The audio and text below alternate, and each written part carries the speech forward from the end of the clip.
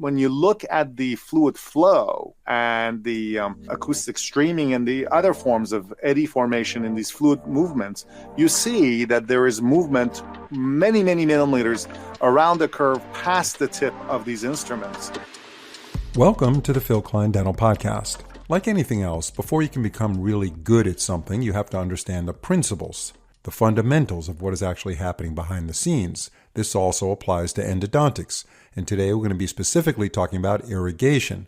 So what are the principles of endodontic irrigation, and how does it affect the way we clinically practice, and how is that related to the clinical outcomes of our success? To tell us all about it is our guest, Dr. Alan Nasseh. Dr. Nasseh received his dental degree from Northwestern and his specialty certificate in endodontics from Harvard.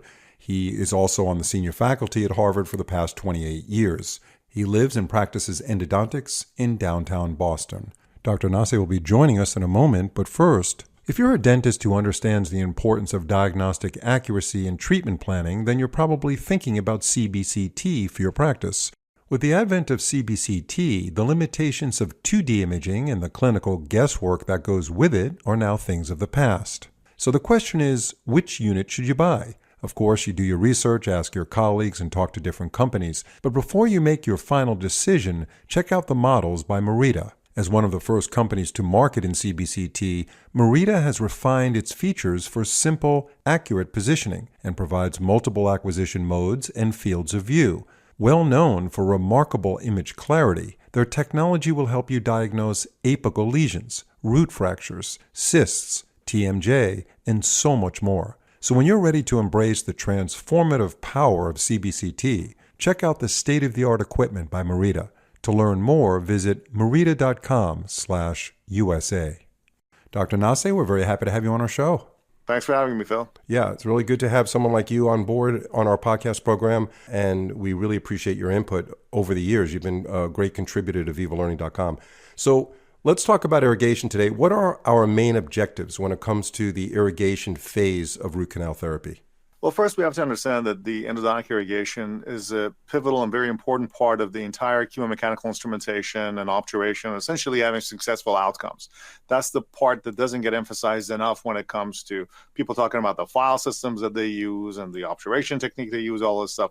Irrigation is really the crux of the issue. That's the stuff that we really should focus on and how to disinfect teeth. The good news is that it doesn't have to be complicated. It could be very simple. The main three principles that we have to follow is that any irrigants that we use, or a combination of irrigants that we use, should really do three main things for us. It should remove the organic components of the root canal, which includes all the tissue cells and some of the collagen inside the tooth, as well as the inorganic components, and that is our dentinal chips, a part of the smear layer, all that stuff.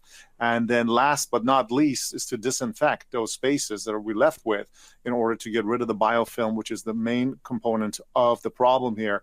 And it's a complex structure of microbial interactions, a number of different species that work together as kind of resistant to regular disinfection. So we need to kind of have this disinfection component really as the main important part of successful outcomes for our cases. So when we talk about irrigation, even though it's considered one process, it really does involve cleaning as one component, and then disinfection is the other component.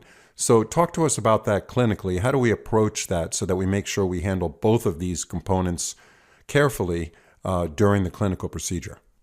Yeah, historically, when you look at what we learn in Endo 101, which is that triangle of cleaning, shaping, and obturation, the cleaning, in my opinion, should really be divided into disinfection and the cleaning. And the cleaning really involves removal of the macro debris. During your chemomechanical instrumentation, you're cutting dentin, you have a lot of basic bulk of tissue, a pulp tissue and shredded tissue, as well as dentin that we shave off during the instrumentation process.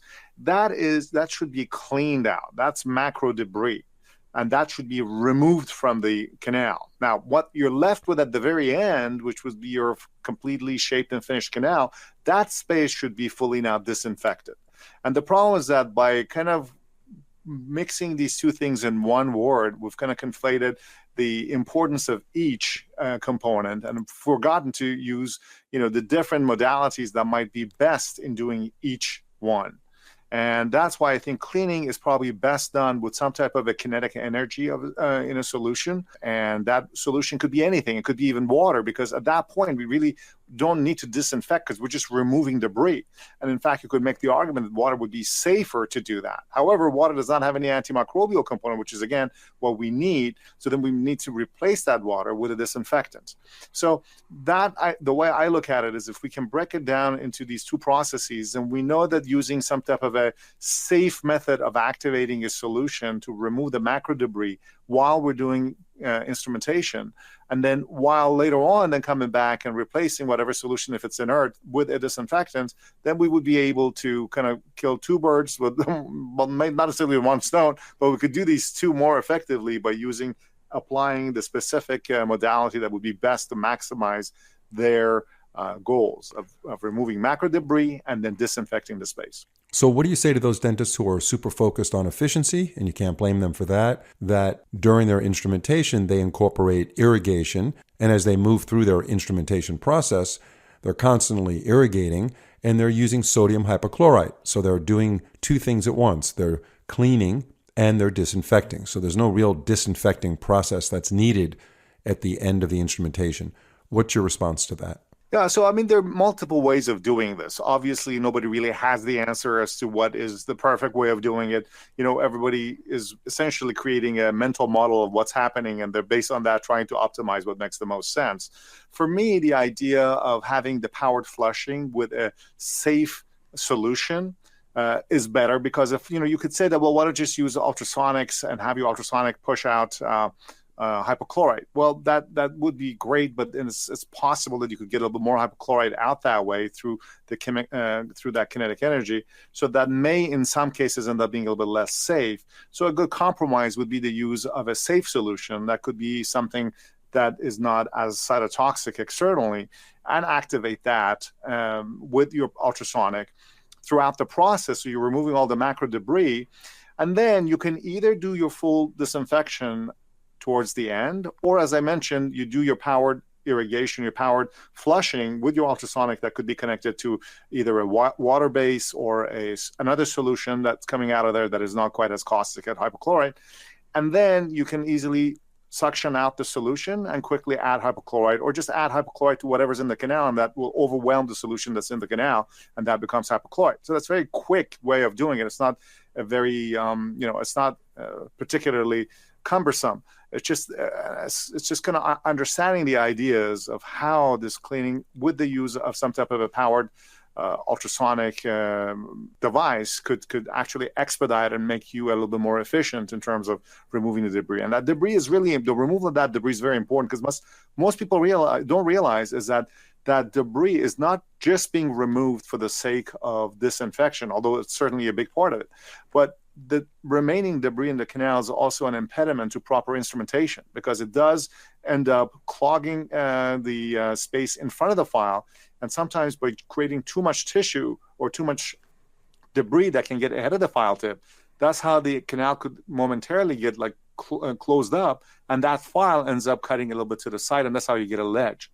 So making sure you manage that debris regularly and very aggressively throughout the process is an important part of getting a safe instrumentation, as well as having a good disinfection and great optimal outcomes at the end. Now, so it reduces your errors. And regarding the disinfectant solution, you're still a fan of sodium hypochlorite, I assume, although it does become somewhat benign in the presence of dentinal chips. But it seems to have stood the test of time, and most endodontists are still using a diluted form of sodium hypochlorite.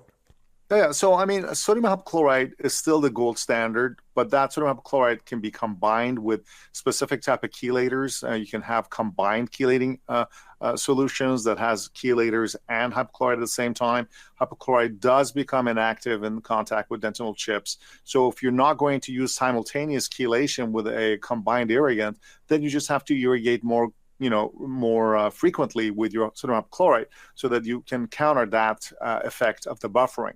Now, sometimes you could add negative pressure to your sodium hypochlorite, which means that you're able to run a much larger volume of hypochlorite in the canal by suctioning and irrigating simultaneously, and that could overcome this effect of dentinal chips. But so there are multiple solutions. You could use combined irrigants for a little bit more simplicity and efficiency. But if you don't want to do that, then if you just want to use basic hypochlorite, then you just need to kind of be aware of this problem of buffering and the fact that you need to kind of constantly replenish the hypochlorite in the canal. I've heard of people say that, I let the canal sit and soak in hypochlorite.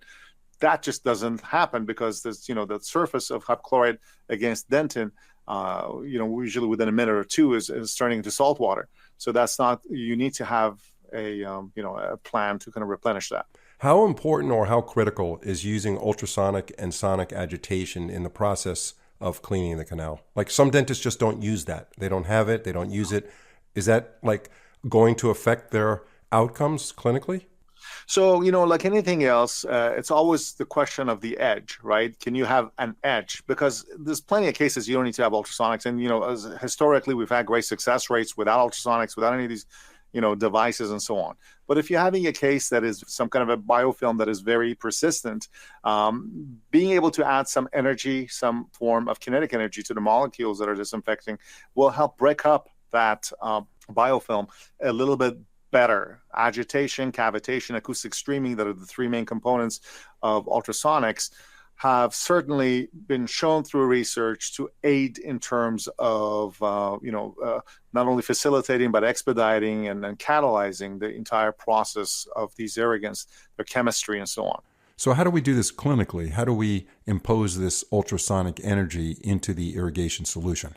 Dr. Nasseh will be back momentarily to answer that question, but first, if you're looking to raise the bar with your adhesive dental procedures, you should definitely be looking into Bisco. Bisco is a great company that has an unparalleled track record. I can unequivocally say adhesion is their passion. They are genuinely dedicated to understanding and improving the ability to bond dental restorations. Bisco is a company that places tremendous value on research and scientific knowledge to benefit you and your practice. Being an endodontist myself, my favorite Bisco product is Theracal LC, which hands down is one of the best materials to use for direct and indirect pulp capping procedures. It not only seals the dentin, but offers significant calcium release, which stimulates hydroxyapatite and secondary bridge formation, which is exactly what we're looking for in these kind of procedures. So check out their entire product line of premium adhesive products at bisco.com. So historically, people have talked about the use of passive ultrasonic irrigation, which means that at the end of the procedure, when you're all done, you essentially fill the canal up with the hypochlorite, and then you put your ultrasonic tip in there and you agitate it for like about 20 to 30 seconds. That's kind of an end procedure. And, the research on that is kind of mixed, but it does certainly help. It certainly doesn't hurt for sure, because it will kind of expedite the chemistry of hypochlorite. But what I use it is what I call powered flushing, which is throughout the procedure between instrumentation, I use that ultrasonic connected to my closed kind of a water system, which is kind of distilled water at iodine-treated lines. And that ends up acting in between files to kind of help remove the debris very quickly. And then I replace that with hypochlorite in the canal. And so that's just kind of and that is called kind of interrupted ultrasonic irrigation, if you will. But I call it powered flushing, because you're using the power of the kinetic energy in the water to flush out the debris, and then you replace that with your actual disinfectant hypochlorite. So when you're applying this ultrasonic energy to the irrigation material through this tip that's sitting inside the solution, how far beyond the tip does the energy go as far as affecting the irrigation solution that's further down the canal? So it actually does go fairly far. The mistake that people make oftentimes is that, scientists like to have very technical terminology for, well, the ultrasonic energy doesn't go that far beyond the tip. Well, it may be true that the ultrasonic energy per se may not go that far down from the tip of the ultrasonic. But when you look at the fluid flow and the kind of the acoustic streaming and the other forms of eddy formation in these fluid movements, you see that there is movement many, many millimeters around the curve past the tip of these instruments. Even though the tip is not down at the apex, there is fluid movement at the apex beyond that. It may not be quite having that ultrasonic cavitation going on at that point, but it certainly is constantly churning. It's just basically catalyzing the Brownian motion that we've all learned in chemistry and in physics, and you're having a faster motion of the molecules at that point. So it does certainly help improve flow. So the question, as it always is the case, is, what is enough? And that's the thing that it has to be established. I think ultrasonics have been shown to be fairly adequate for this type of stuff. Yeah, I mean, I know a dentist who works in a very rural area in New York, and the closest endodontist is, I think, 40, 50 miles away. So he taught himself as best he could to do molar root canal, and he actually bought an erbium YAG laser, and he found that that was the best investment he's ever made. Now, I'm not plugging any particular laser in that area, but he found that using the erbium YAG laser, which no other laser can produce that kind of turbulence where these bubbles collapse and open up and collapse again, and he found that using his CBCT, he can see these lateral canals clearing out where he never got that before. So, like you said, what defines enough regarding any procedure? Yeah, that really is the crux of the issue, because certainly there are more and more powerful solutions out there. You could buy all kinds of machines, fairly expensive, spend 80 to 100 grand, and have a lot of disposables that are going to cost you another 50 to 100 bucks per application. The question is, I believe in Occam's razor. If A is enough, B is not necessary, and there's no specific research that shows any of these. Granted, they're more powerful, but more, you can kill a fly with a fly swatter or with a shotgun. Right. The question here is, what's enough? Yeah, yeah, there's no question about it. And when I practiced endo, which was a long time ago, I practiced for 14 years. Our office had, and this is not boastful, it's just fact. We had a 98% success rate on our cases, 97% success rate, which is typical, I think, for an endo office. And we were using sodium hypochlorite. I had no idea that it was being deactivated and into a benign solution in the presence of dental chips. I wasn't aware of that at the time. But we instrumented the best we can, and we treated these patients using old-fashioned radiography. We didn't have any 3D cone beam, and we got very good results. So, of course, the operator and the diagnostic capabilities are very important as well. Last question as we wrap up this podcast, Dr. Nasseh, and really appreciate a lot of his input. Are the modern irrigation tools that are currently available to us adequate for successful endo? There's certainly, it depends what we mean by successful endo. And, one thing is from a success failure studies define what are we considering to be actually successful. Eradication of inflammation and histological success as opposed to radiographic success, and there's a periapical radiographs or CBCT. So there's a lot of different levels, but for the most part, if we're talking about retaining teeth and not having active disease and infection and pain in people, there's no question that the modern endo and the tools that we have available are adequate in saving a great majority of cases. Is it 100%? Nothing is 100%, because we're dealing with a situation that's anatomically difficult to manage. We're talking about different kinds of bacteria. 100 different species of bacteria have been implicated in endodontic disease, and the different mixture of these creates different kinds of biofilms that in different people with different immunological profiles could be more or less inflammatory and cause more bone loss in some people than others. So it's a very complex problem. It's a host immunological problem and microbial interaction in a very complex anatomy. So we can really not expect to have 100% success, but as long as the success rate is high enough that people can use their teeth, have function, aesthetics, and health going on at the same time, I think we have achieved our main goal, and it is certainly possible with endodontics. And the funny thing, Phil, as you mentioned yourself, is the success rate of endodontics has gone up maybe a few percentage points. But it used to be, if you look at the Washington study, and the Washington study is the endo study that is quoted, you used to be quoted all the time with 94% success rate of all endodontic cases. That was done in Washington University. And that study was done in 1953. People don't realize that. Wow. That study is that old. And if that's that old, which is the technology at that time, gave us good enough success rates, all of the technology we have today is helping us achieve maybe a little bit simpler and more efficient methodology. In terms of success, the things that create success still remain the same, and technology hasn't really helped change that. CBCTs have probably helped a little bit be able to see a little bit better, you can find more canals, which is certainly a big important part of yeah, that's a great point. That's a great point about the past, because of the late I.B. Bender, who was a very good friend of mine and our family, kind of the father of endodontics. What was amazing is I.B. Bender, and he started doing endo, in the 1940s, 50s, something like that, like you said. He would say the goal is to remove the critical concentration of bacteria. And that's what would lead to a successful case. That kind of holds true today, doesn't it?